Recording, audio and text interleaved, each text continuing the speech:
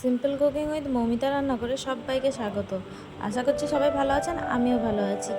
আজকে নিয়ে এসেছি অনবদ্য স্বাদের একটি ছোলা কচুর রেসিপি, একটু ইউনিকভাবে, একটু নতুনত্বর সাথে।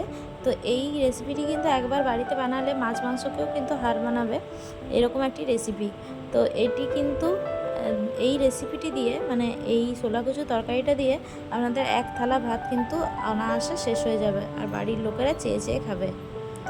তো চলুন রেসিপিটি শুরু করা যাক। প্রথমে ডুমো ডুমো করে কেটে নিয়েছি আমি ছোলা কচুটাকে, তারপর জলে ভিজিয়ে দিয়ে রেখে দিয়েছি। দেখুন, এরপর আলুও কেটে নিয়েছি, পেঁয়াজ দুটো কেটে নিয়েছি, 5-6 কোয়া রসুন আর 2টো কাঁচা লঙ্কা দিয়ে দিলাম, একটি পেস্ট বানিয়ে নেবো। আমি কিন্তু এখানে আদার ব্যবহার করিনি, আপনারা চাইলে আদার ব্যবহার করতে পারেন। টমেটোটা আলাদাভাবে পেস্ট বানিয়ে নেবো পরে, আগে এই পেস্টটা বানিয়ে নেবো পেঁয়াজ রসুনের কাঁচা লঙ্কার, তারপর আমি টমেটোটার পেস্টটা বানাবো। ছোলা কচুটা নিয়ে নিলাম, কড়াইয়ের মধ্যে জল দিয়ে একটু নুন আর হলুদ নিয়ে কিছুক্ষণ ভাপিয়ে নেব, মানে সেদ্ধ করে নেব। কচুটাকে একটু নরম করে নেব। কচুটা সেদ্ধ হোক, ততক্ষণ আমার মশলার পেস্টটা হয়ে যাবে এদিকে। আর কচু দেখুন সেদ্ধ হয়ে এসছে, এবার কচু থেকে জলটাকে আলাদা করে দেবো।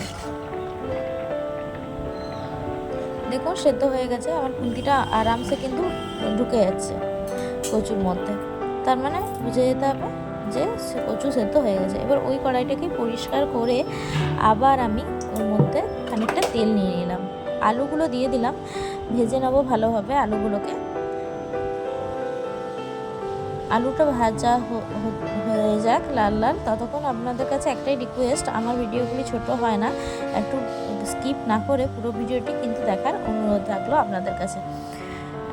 নুন হলুদ দিয়ে দিলাম, আর লাইক অবশ্যই দিয়ে দেবেন। আপনারা কমেন্ট করলেও কিন্তু লাইক দিতে ভুলে যান, লাইকটা কিন্তু অবশ্যই দিয়ে দেবেন, কারণ আপনাদের একটি লাইক আমার মনে অনেক উৎসাহ জাগায় নতুন নতুন রেসিপি বানানোর জন্য। এরপর আলুটা ভাজা হয়ে গেল, তুলে রেখে ওর মধ্যে ওই যে পেঁয়াজের পেস্টটা বানিয়েছিলাম, সেই পেঁয়াজের পেস্টটা দিয়ে দিলাম।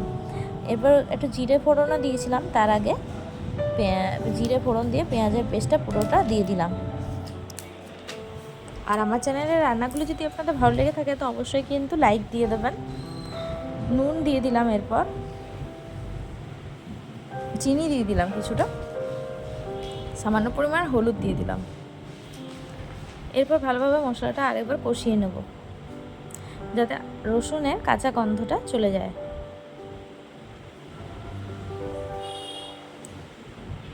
তারপর টমেটোটা আমি পেস্ট বানিয়ে রেখেছিলাম, সেই টমেটোর পেস্টটাও দিয়ে দিলাম। দেখুন টমেটো পেস্টটা দেওয়ার পরে এই যে মশলাটার মধ্যে একটা আলাদা রকমের কালার কিন্তু চলে এসছে, দারুণ লাগছে কিন্তু। এরপর যে ছোলা কচুটি আমি ভেজে রেখেছি, মানে সেদ্ধ করে রেখেছি, সেটি দিয়ে দিলাম। এরপর আলুটার কচুটা দিয়ে দিলাম, সেদ্ধ কচুটা ভালোভাবে নাড়িয়ে চাড়িয়ে মিশিয়ে নিতে হবে,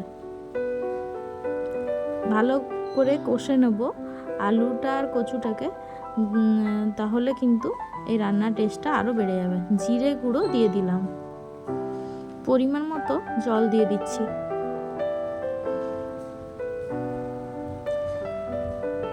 যেহেতু ডাল করব না, সেহেতু জলটা একটু বেশিই দেবো, একটু রসা রসা হবে এই তরকারিটা। বাড়িতে অবশ্যই বানিয়ে এই রেসিপিটা একবার দেখবেন, খেতে কিন্তু খুব সুস্বাদু হয় এই রেসিপিটা।